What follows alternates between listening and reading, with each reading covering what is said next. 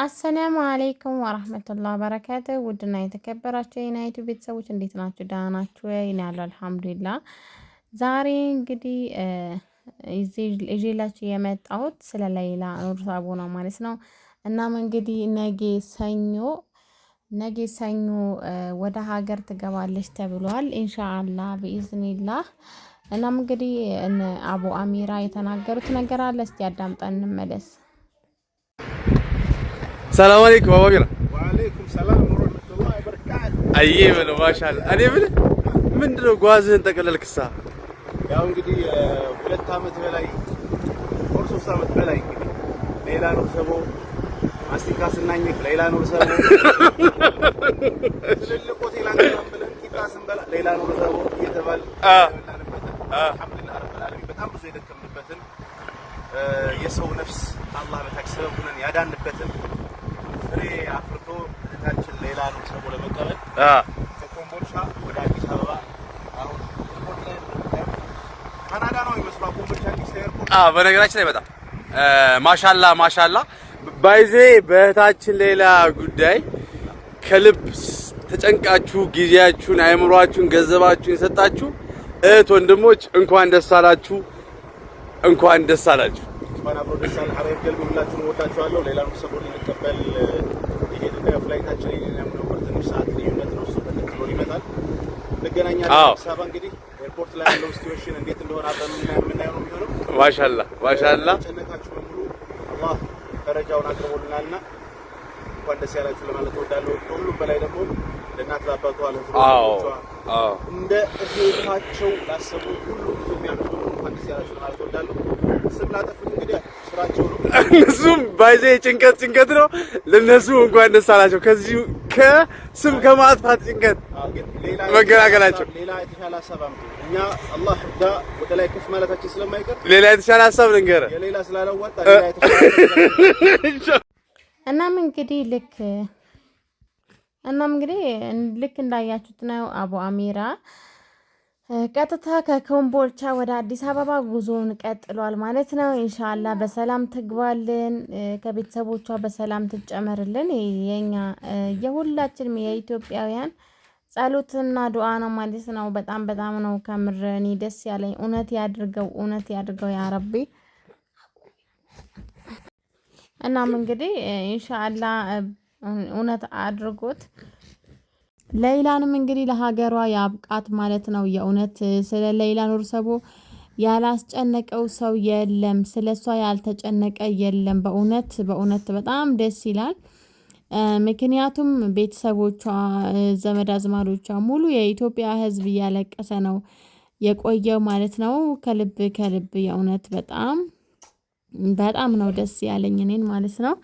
እናም እንግዲህ ለይላ ኑር ሳቦ ኢንሻአላህ ነገ ሰኞ ተብሏል። ነገ ሰኞ በሰላም ለሀገሯ ከቤተሰቦቿ ከእህት ከወንድሞቿ ጋር ይጨምራት ማለት ነው። እንደዚህ አይነት ነገር ሲገጥማችሁ በጣም ከባድ ስለሆነ ማለት ነው። ምክንያቱም አረብ ሀገር ላይ ማንም ለእናንተ የሚቆምላችሁ ለእናንተ የሚከራከርላችሁ ሰው የለምና እናንተ ብቻ ናችሁ በቃ ያላችሁለት ማለት ነው። እና ኢንሻአላህ ደግሞ በሰላም ኢትዮጵያ ገብታ የምናያት ያድርጋት ካፊያ ጋር ከቤተሰቦቿ ሰላም ጋር ማለት ነው። እና ብዙ ጊዜ ያው የሁላችንም ጥያቄ ነው። ሆቴል ስንገባ ቂጣ ብሏል፣ አንገባም ብለን ቂጣ እየበላን ወይ ጋድ ብሏል ማለት ነው አቡ አሚራ። ዋይዘ ያው ለፈን ነው ግን እውነት ነው። ምክንያቱም ብሩ እውነትም ካልከፈላችሁ ብራችን መልሱ።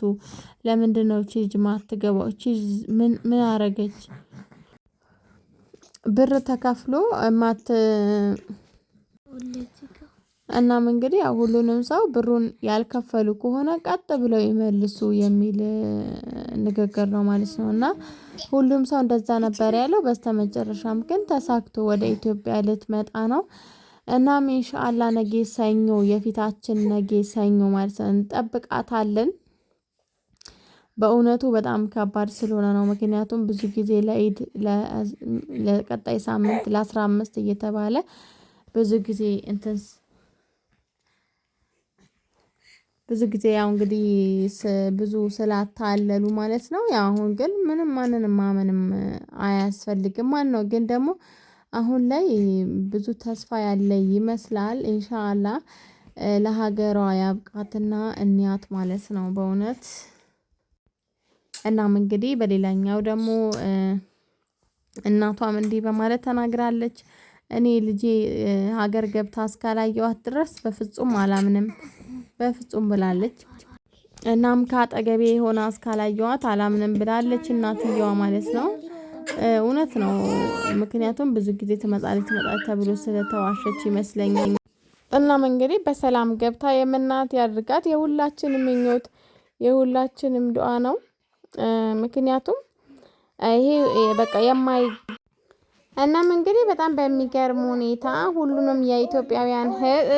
ሁሉም የኢትዮጵያ ሕዝብ በጣም ተገርሟል።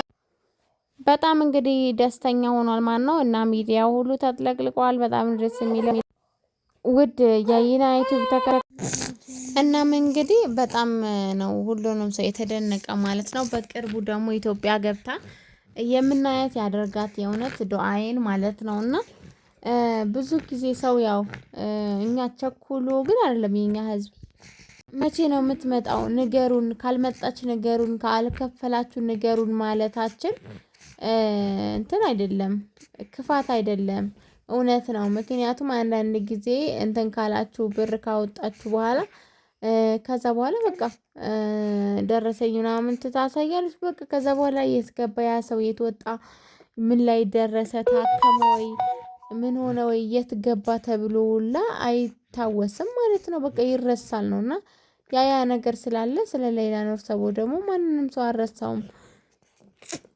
እና በተቃራኒው እንደውም ሰው በቃ የት ገባች መቼ ነው የምትመጣው ስንት ጊዜ ቀራት ለምን አታመጧትም ችግሩ ምንድነው ተገደለች ወይስ አለች እያለ ህዝቡ እየጠየቀ ያለው እውነትም ለሚመለከተው አካል ነው ማለት ነው።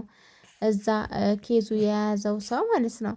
እና ያ መጠየቁ ምንም አይነት ክፋት የለበትም። የኛ ህዝብ ሀላፊነት ስለሚሰማው ነው እንደዛም ስላት ያው ግድ ነው። ምክንያቱም የት እንደገባች የት እንደሆነች ማወቅ ያስፈልጋል ማለት ነው። እናም ብር አዋቶ ብቻ ዝም ብሎ ወደ ቤት አይገባም። ስለዛ ሰው መጠየቅ ግድ ነው።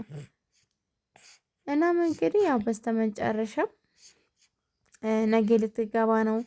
ኢንሻአላህ ሁላችሁም ዱአ ጸሎትን በማድረግ እንግዲህ በርቱ ማለት ነው። ከምሬ ነው የምላችሁ እንችላለን የእውነት እንችላለን። እኔ ባይዘ አልችልም የሚል ህዝብ አልወድም ማለት ነውና እንችላለን ትላላችሁ እንችላለን። ከምር እኔ በጣም ደስ ያለኝ እና ውድ ተመልካቾቼ መልካም ቆይታ